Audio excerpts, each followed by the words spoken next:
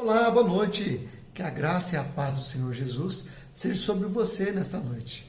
Você é muito bem-vindo, muito bem-vinda na live de quinta-feira. Nas lives onde nós continuamos a falar sobre o que pensamos domingo.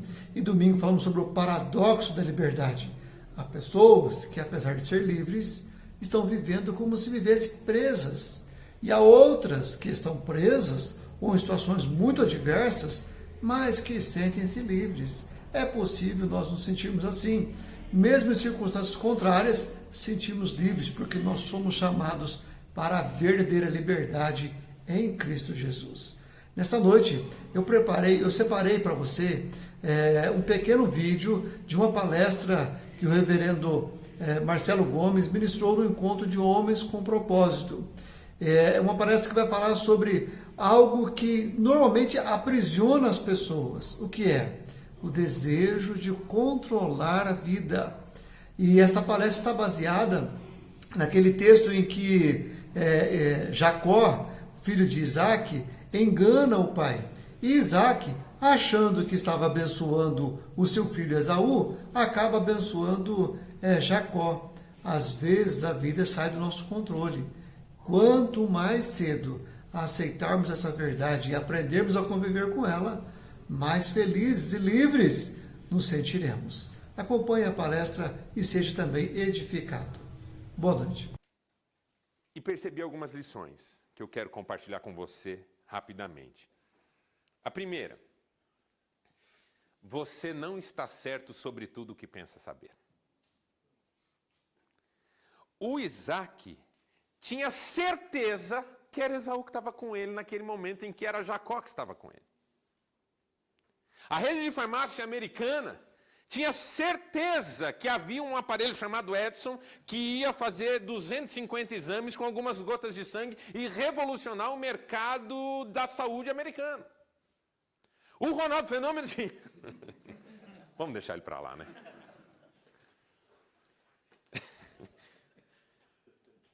O problema do mundo é que muita gente tem muita certeza de tudo. Quando, se a gente fosse levar a sério quem a gente é, por isso que o nosso tema é identidade, se a gente leva a sério o que a gente é, a primeira coisa que a gente tem que entender é que a gente não pode ter certeza sobre tudo. O que é que a gente sabe, gente? O que é que a gente sabe? A gente pouco sabe da gente. A gente pouco sabe das nossas reações intempestivas, às vezes. A gente pouco se reconhece em momentos chave, em momentos de exigência emocional muito profunda. O que é que a gente sabe da vida? A gente está vivendo num mundo, porque assim, isso não é uma crítica, ok? Não é uma crítica, é só uma consideração. Quando eu era menino, 15 anos, 16 anos, opinião era alguma coisa restrita a círculos de especialidade e excelência. Para você ter uma coluna no jornal, você tinha que ser uma autoridade no assunto. Para você escrever num periódico qualquer, você tinha que ser autoridade no assunto. Para você aparecer num programa de televisão, você tinha que ser autoridade no assunto. Então, emitir opinião publicamente era alguma coisa muito difícil de fazer. Numa roda de amigos, você podia dar sua opinião, mas publicamente era muito difícil. Com o advento das redes sociais, e eu não estou dizendo que isso é ruim, eu só estou considerando o contexto. O seu menino de 15 anos dá opinião para o mundo inteiro ouvir. E às vezes ele tem mais, com todo respeito, ele tem mais seguidor que você, que é o pai dele. E o que você fala, ninguém está ouvindo, nem ele. Mas o que ele fala com 15 anos, tem 100 mil, 200 mil, 300 mil pessoas ouvindo. Hoje tem crianças na internet que têm milhões de seguidores. Ou seja, é um mundo em que ir para a vitrine ficou mais fácil e com menos critério.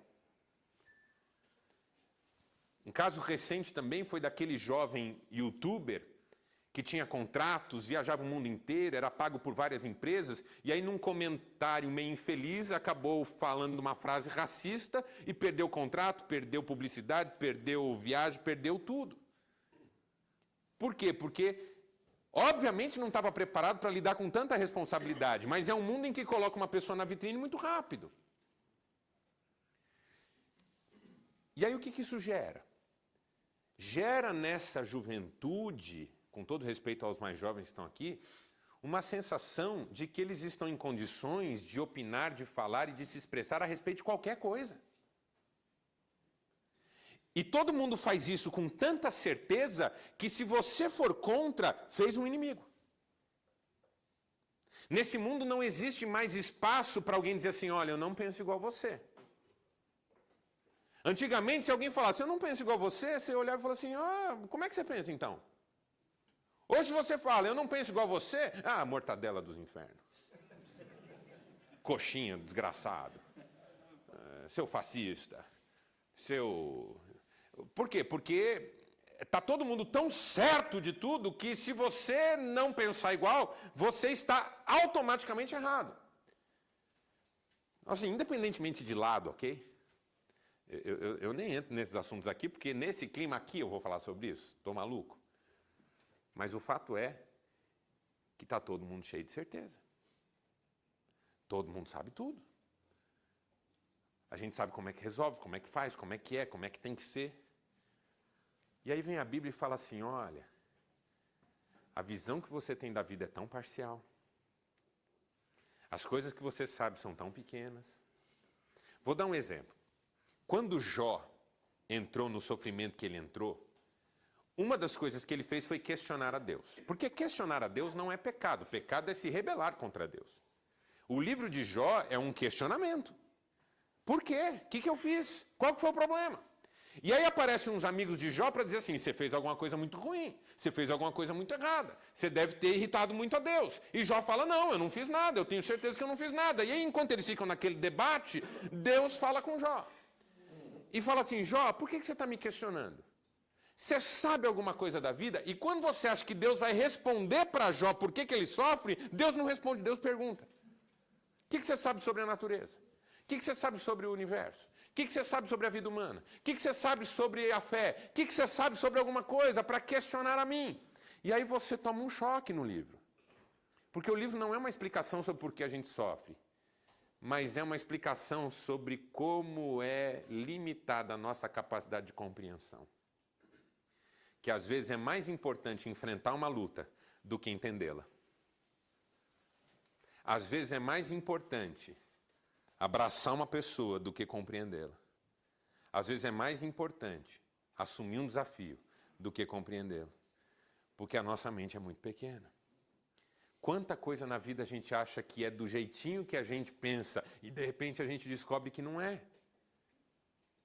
Não tinha uma personagem, quem é da minha época pra cima? Tem vários aqui pra cima. Vou nem falar. Mas quem é da minha época pra cima deve lembrar de uma personagem do Jô Soares que dizia assim, tem pai que é cego. Lembra, Beraldo? Tem pai que é... A ideia da personagem era o seguinte. O Jô Soares conversava com um amigo que falava do filho. Meu filho faz natação. E ele fala, natação. Meu filho gosta de esporte. Gosta de esporte. Tipo assim, insinuando que o filho talvez fosse afeminado.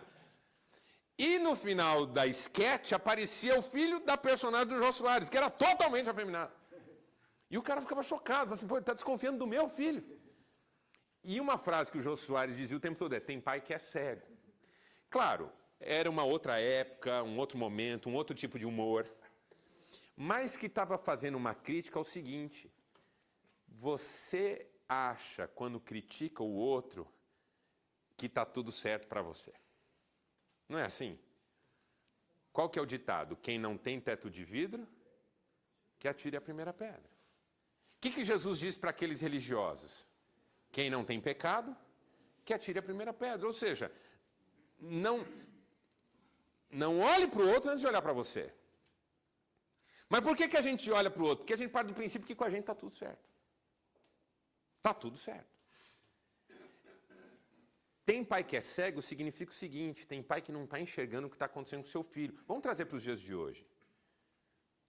Quantas vezes eu já sentei com pais desesperados que achavam que o filho era um bom aluno, um bom filho, um bom amigo, e aí descobriram que o filho não só não está mais indo na escola faz 6 meses, como está usando droga e ainda está devendo para tudo que é traficante da cidade.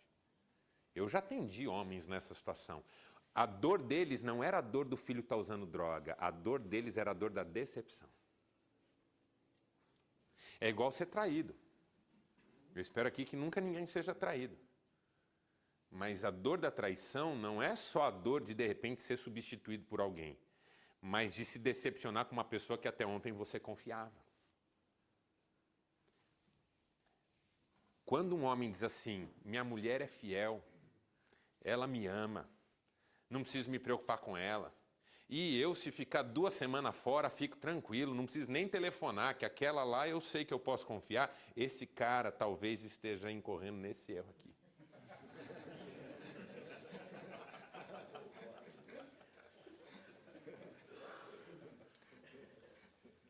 Tem um sujeito simbólico chamado Ricardão, já ouviu falar nele? É um sujeito simbólico. Por quê? Porque sempre que eu acho que eu estou absolutamente certo sobre alguma coisa, eu baixo a guarda. Eu paro de cuidar. Não, na minha empresa está tudo bem, meu gerente vale ouro. Nossa, eu posso deixar a chave da minha casa na mão dele.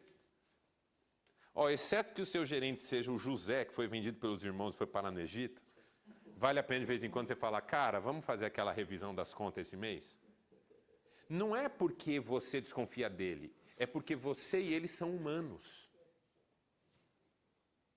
Então assim, senta aqui, você está desconfiando. Quando alguém me pergunta se você está desconfiando de mim, eu falo, até agora não. Por quê? Porque a frase você está desconfiando de mim me enche de desconfiança. Porque quem está andando direitinho não tem medo de mostrar. Se Cristiane fala para mim assim, amor, posso usar seu celular? A pergunta que eu não devo fazer é, para quê? O que você quer com o meu celular? Pronto, o que eu estou gerando no coração dela? Desconfiança. Agora se eu digo, fica à vontade. Por quê? Porque se eu estou andando na linha, eu não preciso ter medo que mexam nas coisas. Eu só me incomodo que mexam nas coisas quando eu tenho algum desvio de conduta. Então, de vez em quando, senta lá com o gerente e fala, amigão, vamos pôr as contas aqui, vamos dar aquela revisada geral. É até um cuidado, porque se ele sabe que de vez em quando você faz isso, quando um pensamento passa pela cabeça dele, ele já mata na raiz. Não tem jeito, aqui a coisa é... Entendeu? E eu falo isso, assim, minha família passou por anos de privação e sofrimento por causa desse tipo de situação.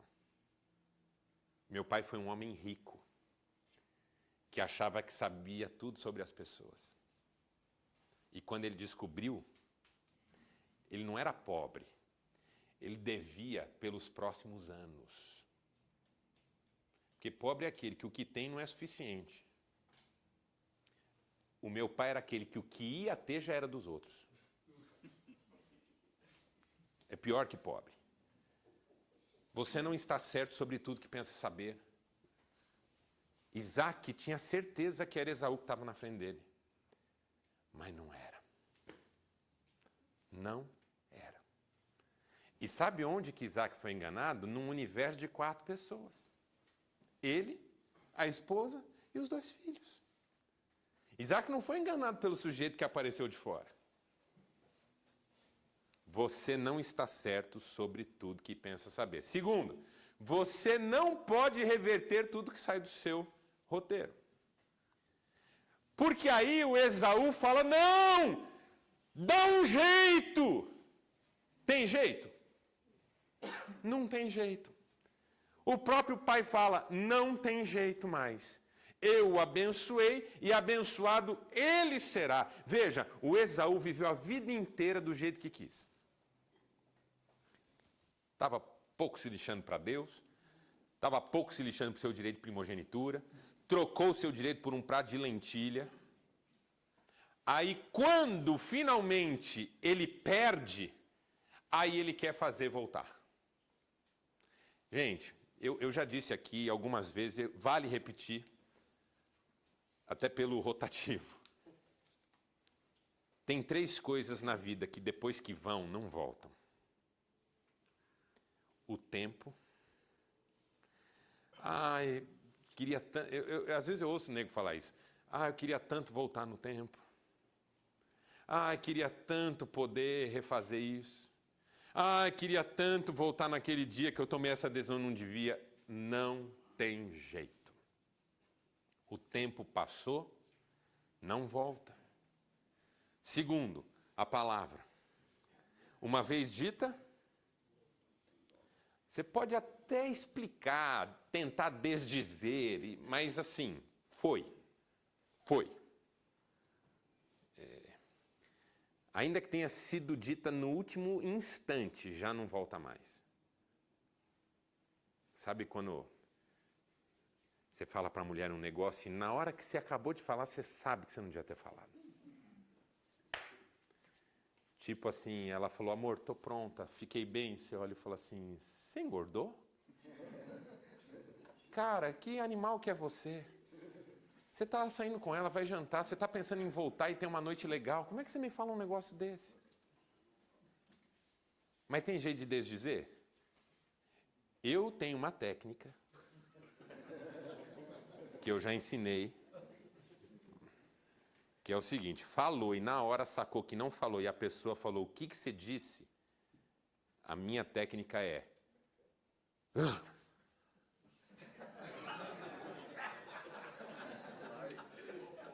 Aí ela pergunta, o que foi? Fala, que foi? Um demônio entrou em mim. Usou a minha boca e saiu. Eu não sei o que ele disse, mas me perdoa o que quer que tenha assim, entendeu a minha técnica? Esses dias, Cristiane falou assim, de novo? Eu falei, diz que é uma legião? Vai saber quantos ainda tem? A palavra uma vez dita, não volta, então a gente cuida. Eu gosto muito de uma frase do Baltazar Gracian, diga cada palavra como quem redige um testamento. Claro, estamos falando de uma idealização, mas cuidado já é alguma coisa preciosa. E as pessoas. O tempo não volta, a palavra não volta e as pessoas que se foram não voltam. Então, assim, às vezes a gente quer que volte o tempo para a gente reverter, sabe o quê? Um afastamento que não precisava ter acontecido. Com todo respeito, eu não sei o que cada um está vivendo, mas não espera seu pai falecer para você dizer coisas que você podia ter dito enquanto ele estava vivo. Sua mãe, um irmão que faz tempo que você não vê, dá uma ligada hoje para ele, por favor. Dá uma ligada hoje para ele. Diga, meu irmão, a gente tem tanta coisa em comum e a gente fica distante por causa de uma coisa ou outra. Vamos tomar um café junto, vamos bater um papo. Mas ele me prejudicou. Assuma o prejuízo. Você já assumiu tantos prejuízos na vida. A gente assume prejuízo dos outros, sabia? E tem mais dificuldade de assumir prejuízo daqueles que nós amamos. Por razões de autoestima, talvez. Você não vai poder reverter quando o definitivo acontecer. O Esaú brincou a vida inteira. A hora que ele falou, não, volta, não voltava mais. Não voltava mais. E terceiro, você não pode controlar o que os outros sentem. Olha a lógica que a gente está seguindo no texto aqui. Você não controla o que você acha que sabe. Você não controla o que saiu do seu roteiro. E você não controla o outro. Entendeu? Você não controla o que você pensa que sabe. Você não controla o que já aconteceu. E você não controla o que está acontecendo no outro. Não controla o que está em mim. Não controla o que está na circunstância. Não controla o que está no outro. Entendeu a lógica? Você não pode controlar o que os outros sentem. O Jacó foi lá e pegou o direito dele, certo? Porque ele comprou do irmão a primogenitura. Mas agora o irmão quer matá-lo. Porque assim, ó, sabe quando você diz assim, ele vai entender? Ele não tem do que reclamar? Ah, eu vou explicar e ela vai me perdoar. Sabe quando a gente diz essas coisas? A gente não sabe nada. Eu nunca sei como uma pessoa vai elaborar alguma coisa sobre mim. Eu lidero há muitos anos. Sou um líder que já liderou comunidade grande. Eu incorri muitas vezes nesse erro aqui, de achar que eu sei como as pessoas funcionam. Então eu dizia assim, não, pode deixar que eu converso com ele, a gente se resolve. Aí você vai e conversa, imaginando que vai resolver. Não só não resolve, como piora.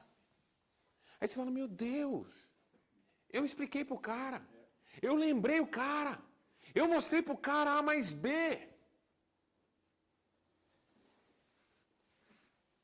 Você decide votar num cara. Aí você vai falar para sua mulher, ó, vou votar no cara. Aí ela fala, você é louco. Aí você fala, não é que eu sou louco.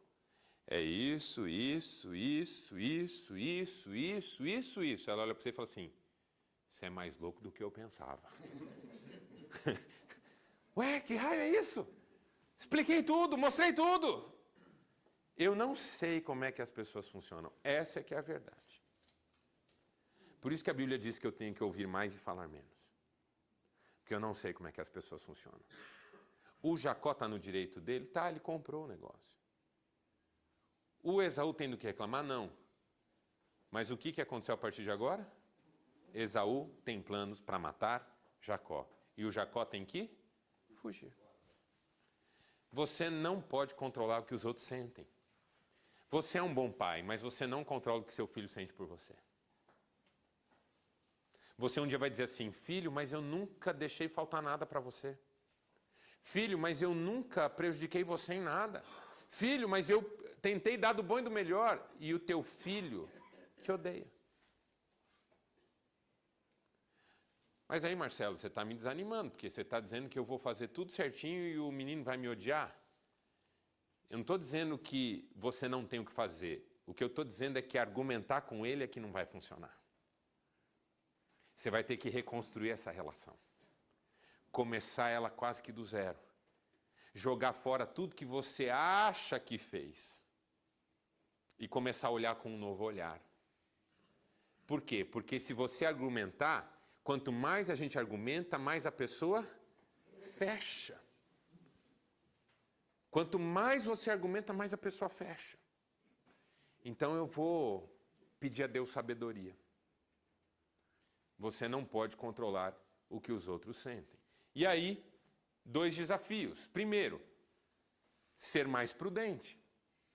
Porque se eu não controlo o que eu sei e acho que sei, não controlo o que já aconteceu e é irreversível, não controlo o que vai no coração do outro, o mínimo que eu posso fazer é pedir a Deus mais sabedoria. Porque se eu não estou no controle, eu tenho que ser humilde e sábio. Nada de arrogância, porque a arrogância é que faz eu achar que está tudo dominado. O arrogante, quando olha para trás, ele está sozinho. Lembra as manifestações de março de 2014? Aquela coisa de todo mundo ir para a rua por causa do valor da passagem de ônibus. Eu nem usava ônibus e eu fui lá na rua. Alguém falou, o que você está fazendo aqui? Eu falei, nada. E tudo. Não é? Nada e tudo. Estou aqui por causa de nada e estou aqui por causa de tudo. E saiu aquele monte de gente. Quando aquele monte de gente estava na rua, apareceu um caminhão de um partido político. E um rapaz começou a falar, por que nós vamos? Por que nós vamos? Por que nós vamos? Por que nós vamos? Por que nós vamos? E venham comigo! E o caminhão começou a andar. Um menino de uns 16 anos me levanta no meio de todo mundo, devia ter umas 5.000 pessoas lá em Maringá, no centro, e fala assim, eu é que não vou seguir esse idiota, eu vou para lá. E todo mundo foi com ele, até eu. Eu, naquele momento, era pastor de uma igreja de 2.000 membros. Eu falei, esse menino está com a razão. E fui atrás do menino, e todo mundo foi atrás do menino. E o caminhão para o outro lado. O cara alugou um caminhão, alugou som. A turma do partido foi lá. E aí, de repente, você tem um caminhão indo sozinho e uma multidão indo para o outro lado. Por quê? Porque esse negócio de a gente controla isso aqui, a gente que sabe o que está acontecendo aqui, a gente que... Quando você olha para trás, você está sozinho. E depois, no meio da passeata, a gente indo, sabe Deus para onde, eu encontrei o cara do caminhão andando no meio de todo mundo. Aí eu ia perguntar para ele, e aí? Mas eu falei, não vou perguntar nada não, porque o arrogante estou sendo eu. Às vezes, humildade faz toda a diferença. Nada de impulsividade, porque se eu não estou no controle, eu não posso assumir decisões impulsivas. De repente eu não tenho mais como consertar. E nada de temeridade. O que é temeridade? Quando a gente se coloca numa situação de risco desnecessariamente.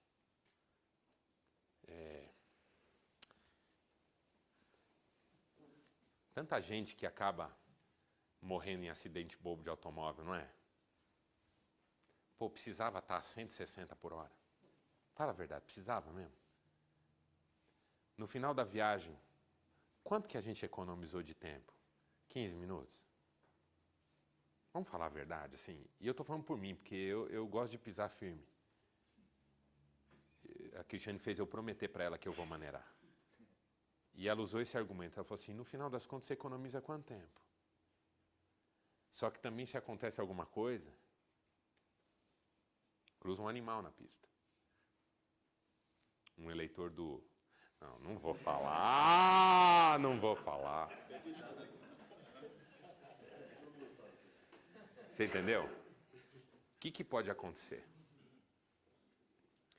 Temeridade é quando eu assumo risco que eu não preciso assumir. É desnecessário.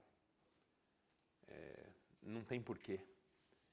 Ser mais prudente. Segundo, entregar mais para Deus. Porque eu não estou no controle, mas Ele está. Então, assim, tudo isso para dizer o seguinte, eu não estou no controle, mas Deus está. Então, é melhor na mão dele do que na minha. E esse é o princípio de identidade de hoje. Quem sabe quem é, sabe que não está no controle. E aí a gente vive uma vida muito mais em paz, muito mais feliz, porque o controle fica na mão daquele que, de fato, tem todo o controle. Vamos ficar em pé e vamos orar. Que verdades mais abençoadoras. Desejo que Deus aplique sobre a sua vida e sobre o seu coração essas verdades que nós aprendemos nessa noite. E que assim você viva de maneira plena a vida nova que Jesus veio nos dar. Deus te abençoe. Tenha uma boa noite em nome do Senhor Jesus.